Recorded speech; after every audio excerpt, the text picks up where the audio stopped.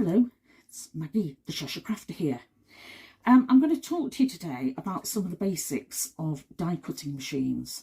There's quite a lot of people come in to me and see me crafting and say, what does that do? And when I've looked on YouTube to find some of the basics, people assume that you know the basics. So I'm going to talk you through what I've got.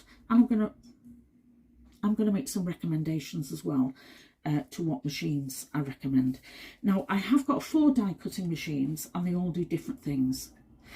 I'm going to split them into manual and electric, and the bigger the machine, the heavier the machine, the more it will work on industrial standards, if you like. I've recently replaced my little Spellbinders Sapphire machine, and I'm going to try this one out first. I've got 2 manual machines. Now, the beauty of that is the size, the availability. You don't need a socket, you don't need a plug, they don't make a noise, which is a big bonus. So if you're going away to a craft event, a workshop, if like me you're working after 9 o'clock and you don't like to make a noise for your neighbours, if you haven't got access to electricity, you've got a power cut and you still want to craft, or if you want to work on a lap tray watching the telly, I might use one of these. The amount of work that they'll do and the amount that, or what you can use them for, will be guided by the manufacturer's instructions. But they are die cutting and embossing machines. Now, what I mean by a die is a thin piece of material, a thin piece of metal material that's cut with a, call it a cutting blade, and it's got a flat edge and an edge with a ridge on it. Now, you won't cut your fingers. It's not sharp enough to cut your fingers from, but it is sharp enough to cut through paper, and it cuts through paper under pressure. And the machines have got rollers inside them, precision rollers. When you put a sandwich together and hand crank it through the rollers under pressure, it will push that die into your whatever you're trying to cut out from. Dies come either in shapes or in sentiments. So you can get alphabet dies, you can get word dies, you can get all sorts of shapes. I'm going to use a variety with this.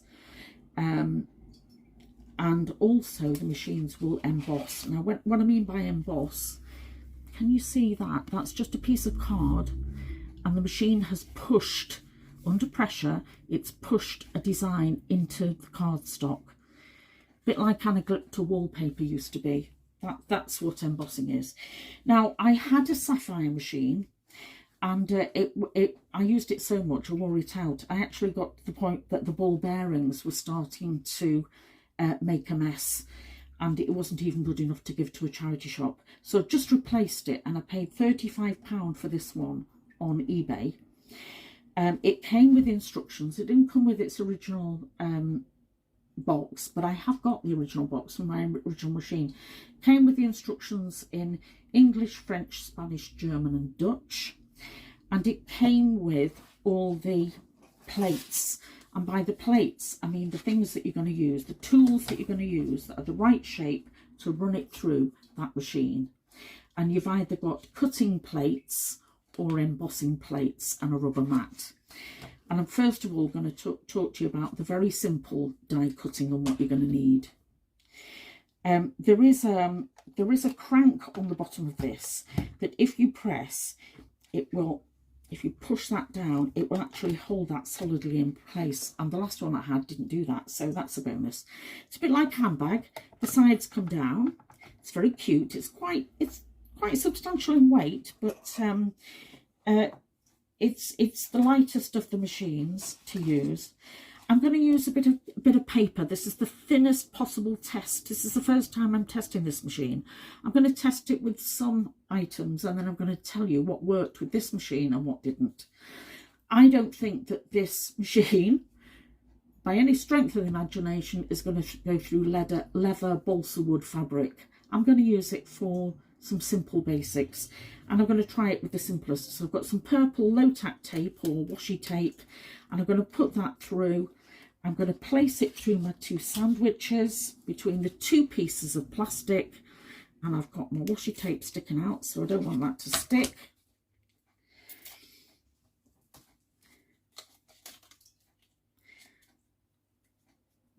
You need to make sure that your die doesn't come right to the edges.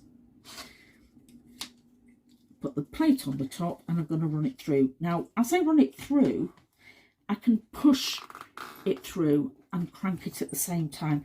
I find it more comfortable to hold on to the top. That's just me. Now, if that was working, you might hear a cracking sound of the paper or the cardboard cracking, and that didn't feel as if there was any resistance to me. But let's see. Oh, it has actually cut through. It's cut through perfectly. So I've got a perfect square. Now, if I wanted a lot of perfect squares, or if I wanted to cut it specifically on a piece of paper, say this was squares, and I wanted to cut specifically out of a piece of paper, I would use a cutting die rather than using my guillotine. I use my guillotine a lot if I just want to cut things with a very secure straight edge, but you've got a perfect square every time there. If that hadn't cut very well, I would have put what's called a shim in between, and that's just a piece of extra card or a piece of paper just to make the sandwich a little bit thicker. But I've only used, this is new, and I've only used it once, and you can see, or can you see, it's actually cut into that lower plate. So I'm going to keep that plate for cutting into and the one on top clean. I should have used that one on the bottom, but never mind, it doesn't really matter. As long as you keep one as a cutting plate and one as a not plate. Now I'm going to do the same, and I'm going to use slightly thicker cardstock then, and I'm going to use shapes. I've got a heart, a tag shape and an oval, and if you can see there, can you see there, they're in different depths. These are actually made by different manufacturers. Now this is going to be a little bit of a test, isn't it? Because different manufacturers will have made these at different depths of metal, and I'm asking the machine to recognise that and alter itself to cut over all those pieces of metal. So I'm just going to use the purple tape to hold them into place, put the top plate on and run it through again, and let's see what happens with these. Well, it certainly feels thicker. Don't forget my card is thicker, it's not just the dies. Running it through, that is very smooth. When I broke my shoulder on my hand, I couldn't do any of this. But if you've got somebody who's had a stroke, so say if my shoulder hadn't really, if I still wasn't able to use it, would I be able to use this machine? Possibly one-handed. So if somebody's got a stroke or an injury, you might be able to get away with a little machine like that. Oh, look, that's gone through. That's cut through. Oh, I'm delighted with that, because that's cut through pieces perfectly. All I've had to do is push the inner out, and it's come out brilliantly. So I'm dead pleased with that, because that's tackled 3 different manufacturers' work. Now I've got some sentiment dies, and you'll see I use these a lot. This one is Just For You and With Love. I often cut them out of, can you see that? That's With Love, and this one is Just For You. I'm going to place them cutting side down on the cardstock and just tack them in place. And I'm putting them vertically on the cardstock for a reason, and that's because they will go through the plates. They'll go this way through the roller blades rather than horizontally. When they go through horizontally, you're asking the cutting and the roller to do too much all at once. So if you find that you're not getting a really good cut, I'm just trying to secure that again. It doesn't want to stay down very well. If you're finding that you're not getting a good cut, try turning your die from horizontal to vertical. And let's see what happens with this. So again, I've got the bottom base plate, my dies securely down and my top plate. I'm just going to put them through the machine. Oh, it's held in place quite well. Quite pleased with that.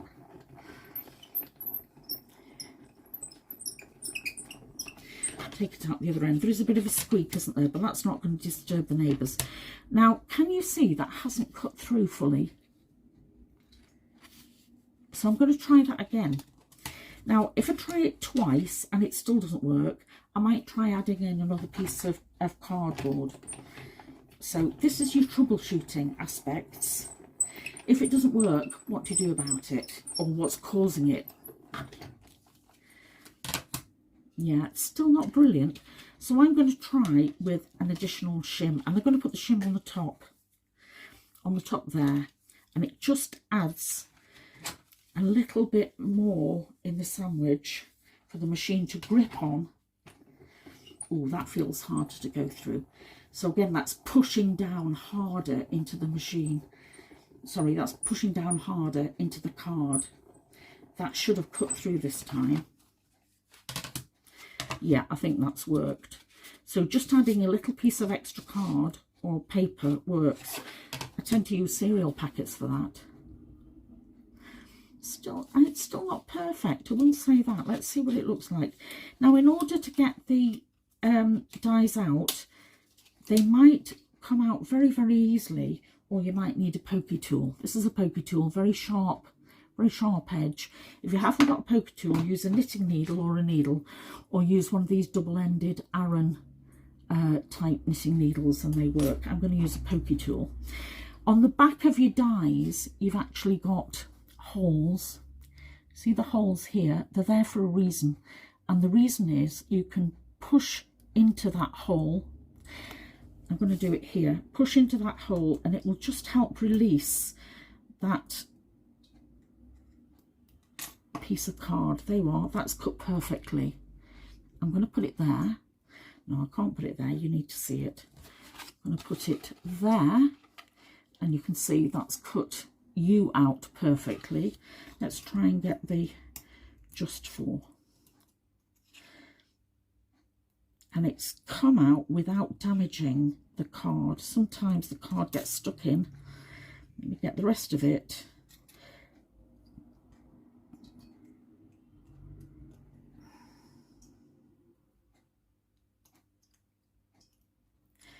This doesn't want to come out very well. Okay. Have I got it back to front for you to read? Probably. So it's just for you.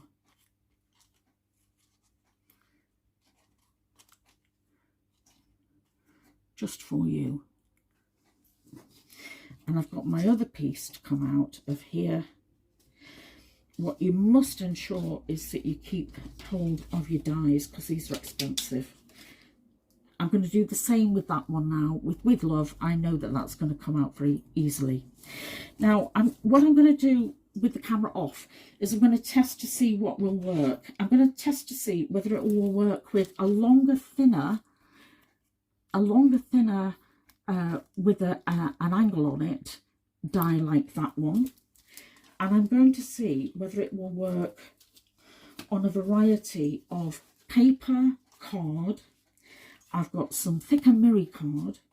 I've got some vellum.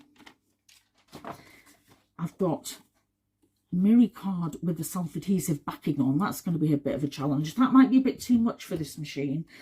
And I've got some mirror card, very shiny mirror card. And I'm going to